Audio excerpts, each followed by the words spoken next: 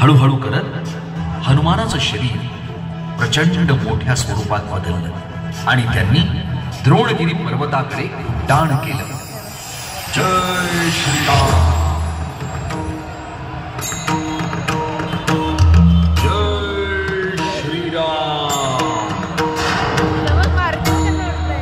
जय श्रीराम.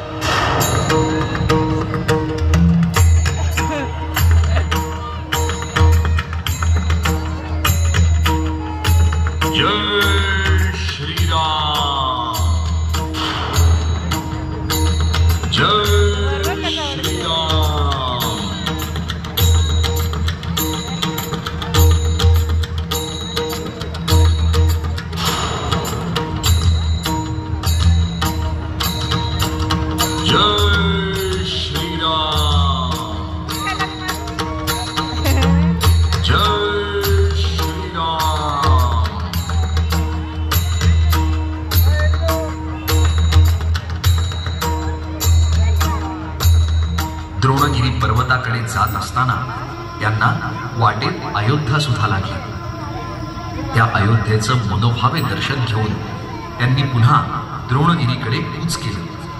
जय श्रीराम.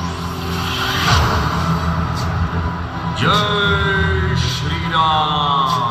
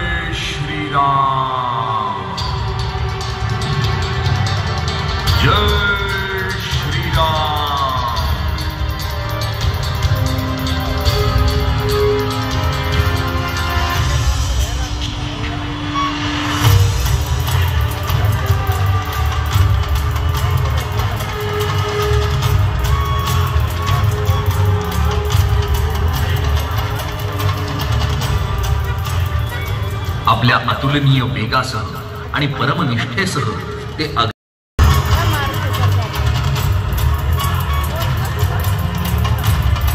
जय श्रीराम. जय श्रीराम.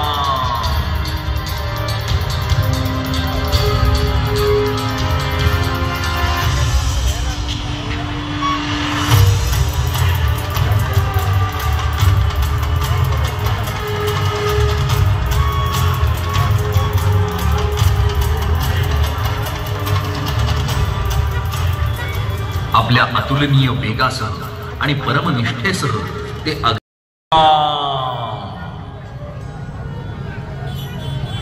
हनुमानजींनी अख्खा द्रोणगिरी पर्वतच उचलून आणलाय हे पाहून सगळेजण अचंबित झाले. वैद्य सुषेण यांनी तातडीनं द्रोणगिरी पर्वतावर जाऊन संजीवनी शोधून काढला. त्याचा रस तयार केला आणि लक्ष्मणाला दिला. आणि काय आश्चर्य, आणि मूर्छितावस्थेत गेलेला लक्ष्मण पुन्हा एकदा जागृतावस्थेत आला. हे पाहून प्रभू श्रीराम यांना परम आनंद झाला. सगळीकडे आनंद पसरला.